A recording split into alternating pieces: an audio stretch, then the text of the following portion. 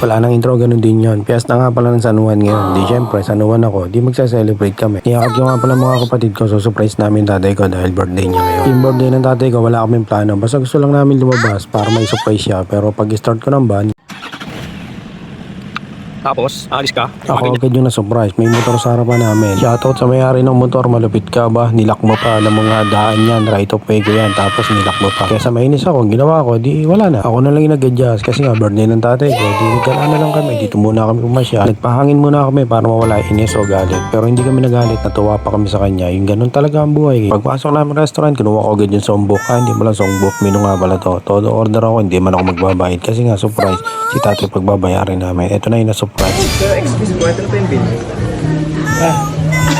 Oh, chichi. Hindi ko makita.